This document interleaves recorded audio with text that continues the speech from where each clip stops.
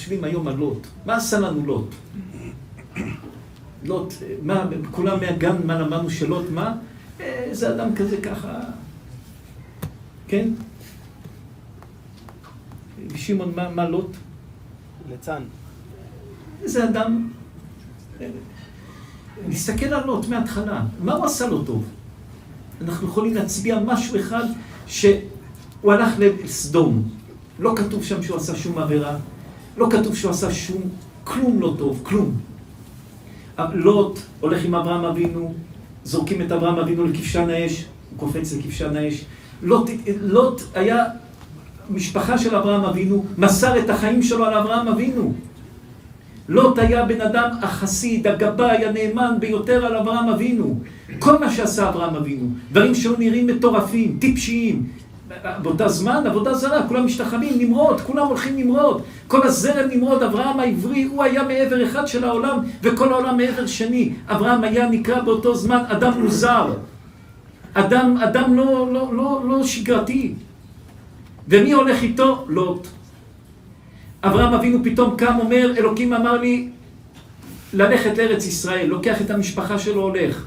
מי הולך איתו? לוט. זורקים את אברהם אבינו לכבשן האש, מי קופץ איתו? לוט. מגיעים לארץ ישראל, מי עומד איתו? לוט. מגיעים לארץ מצרים, לוקחים את אשתו של אברהם, שרה, מה עושה לוט? שותק, נאמן לאברהם אבינו. הכל, לוט נאמן, הכל, מה יש לנו להגיד לא טוב על לוט? מה? למעשה ההתנהלות של לוט הוא נקרא איש טוב, מה הוא עשה? ובסוף גם הוא זכה שמלך המשיח, דוד המלך, יצא מלוט. אבל אם נסתכל על התורה, איך שאנחנו מסתכלים, ואיך שהתורה מציירת את לוט, בזוהר הקדוש בכלל איך שמציירת את לוט. הזוהר הקדוש קורא לו נחש, שהיה בגן עדן הנחש. אז נבוא ונשאל, מה לוט עשה? בסך הכל לוט הלך לגור בסדום, לא כתוב שהוא עשה שום עבירה, לא כתוב שהוא עשה שום דבר לא טוב. מה כתוב שהוא עשה משהו לא טוב? ארן, מי היה, יצא מארן? שרה, רבקה, רחל, לאה, דוד המלך, אח של אברהם, ממנו יצא כל זה. והוא נשרף. ולוט חי, לוט לא מת. לוט עבר כבשן האש, עבר מבחן גדול. אדם אומר, עבר איזשהו דבר, הוא עבר כבשן האש. הוא לא עבר, אין מבחן של נאמנות יותר מזה, אתה קופץ, אני קופץ איתך. אנשים מדברים, כמה אנשים מבטיחים דיבורים, כמה שרוצים. במציאות הוא קפץ לאש עם אברהם אבינו. יותר מכל מי שאליעזר קפץ עם אברהם על אש, לא. הלך למלחמה, אליעזר עבד אברהם, קודש קודשים. הוא לא קפץ לאש. לוט קפץ לאש. איפה אתם חושבים התחילה הנפילה של לוט? במצרים. מתי שכתוב וירא את הכיכר כמראה, יקבל עליו את הלשון? כגן השם, כגן היפה. שם התחילה הנפילה. לוט היה מצוין צדיק. אחרי כבשן האש, בארץ ישראל, אברהם אבינו הגיע לשכם, הגיע לבית אל, ירד לנגב, הלך, הכל לוט היה 100%. לוט היה 100% כל הדרך. איפה התחילה הנפילה של לוט? וישא לוט את עיניו. וישא לוט את עיניו. וירא את כל כיכר הירדן, כי כולה משקה לפני שחט אדוני את סדום ואת עמורה, כי גן אדוני כארץ מצרים, בואכה צוער. לוט ירד עם אברהם אבינו למצרים, לקחו את שרה, שם הוא הכיר אנשים, שם הוא הכיר כסף, שם הוא הכיר את החיים, שם הוא טעם את החיים האחרים, את החיים היפים, את החיים הנוחים, את הנוחיות. עוד פעם, תחזרו הפסוק מילה במילה. וישא לוט את עיניו. כבר נשא את העיניים, כבר מרים עיניים, כבר מתחיל... ומאיפה הוא התחיל לעשות את העיניים? מאיפה ידעת בכלל? מה זה כרטיס טיסה לנסוע לאמריקה? מאיפה ידעת בכלל? וישא לוט את עיניו, כבר הוא מרים את העיניים, כבר הוא רוצה שעון יפה, כבר הוא רוצה מכונית יפה, הוא כבר רוצה, וישא את עיניו, רוצה להתפתח. מתי יעשה אנוכי קם לביתי? ככה אומרים היום אנשים שפתאום מחליטים ללכת וחושבים, מתי יעשה אנוכי גם לביתי? כן, זה פתגם שכך אומרים, כן? וירא את כל כיכר הירדן, כי כולה משקה. מתחיל לראות כיכר הירדן, כי כולה משקה. כולה משקה, זה נראה מקום טוב, כיכר הירדן, מקום טוב. לפני שחט אדוני את סדום ואת עמורה.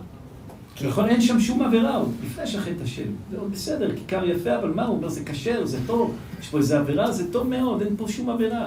הכל 100%. כגן אדוני, כארץ מצרים, בואכה צוהר. כבר הוא בא לארץ מצרים, כבר מהנסיעה לארץ מצרים, נפתחו לו העיניים, הוא הכיר שם כל מיני אנשים, כל מיני אנשי עסקים, סיפרו לו, עושים פה מיליונים, עושים עסקים, עושים נדל"ן, עושים קשת ונס, עושים כך, עושים כך. ואז אומר לוט, גם אני רוצה להיות איש עסקים. גם אני רוצה להיות איש עסקים. גם אני רוצה לעשות דברים. מתי אעשה אנוכי גם לביתי? ואז אומר אברהם, לוט מגיע, התחיל להגיד לאברהם, כי הלב לא במקום, ואז מתחיל לו נוח, ויכוחים, מריבות. מתי שאנשים אוהבים, יכולים לגור 30 אנשים בבית אחד בשמחה גדולה. מתי שאנשים לא אוהבים, 2 אנשים בבית, הבית קטן, צפוף. מתי שלוט הלך עם אברהם בקדושה ובשמחה ובתמימות, הכל היה מצוין. מתי שהוא כבר נושא את עיניו, מכיר את המצרים, מכיר את האנשים, מתחיל להגיד, אני יכול לעשות עסקים, יכול לעשות כל מיני דברים, אני יכול גם אני סתם מפסיד פה את הזמן שלי, אני יכול גם אני לעשות דברים. כבר זה בעיה. אברהם אבינו כבר אומר לו, היפרדנה מעליי. אתה יכול לעשות עסקים, איך תעשה עסקים? אתה יכול לעשות דברים גדולים לעצמך, לך. מה יצא לו בסוף? מתה אשתו, נחרב לו חייו, הפסיד את כל מה שיש לו, והלך לגור בערים כמו נווט לבד. ככה זה החיים, תדעו צדיקים. אדם צריך להסתכל על התורה ולדעת, ככה זה החיים. אתה יכול להיות אברהם אבינו, אתה יכול להיות לוט, אתה יכול להיות עשיו, אתה יכול להיות ישמעאל, אתה יכול להיות יצחק, אתה יכול להיות יעקב. אתה צריך להסתכל על התורה וללמוד לעצמך איך אתה הולך. אתה יכול להיות במקום הכי טוב בעולם שפתאום לראות צפוף, למה אני לא אעשה לבד? אם זה אמיתי ועם דעת תורה ובקדושה, כן, ואם זה בצורה עקומה ובצורה לא טובה, וערוב עושה מלאכת חברו רמיה, אז זה לוט, שבסוף מה לוט עלה בידו? כלום. בקיצור, לוט זה היה אדם שמתלהב, עושה, אבל במשבר הראשון נפל ונשבר. הוא עבר ניסיונות, קפץ לאש, הלך עם אברהם בנאמנות מוחלטת. אבל במשבר הראשון האישי שלו, הפרטי שלו, ליד הכסף, ליד הגדולה, אני אעשה, אני כך. תדעו, כל פעם שבן אדם עובד אצלך, נמצא איתך, והלב שלו כבר לא איתך, הוא מתחיל להיות מלא בטענות. ראיתם פעם עובד שכל היום מתלונן? סימן שהלב שלו כבר לא... דברים נורמליים, כן, אתה לא משלם לו כמו שצריך, אתה לא כך מובן.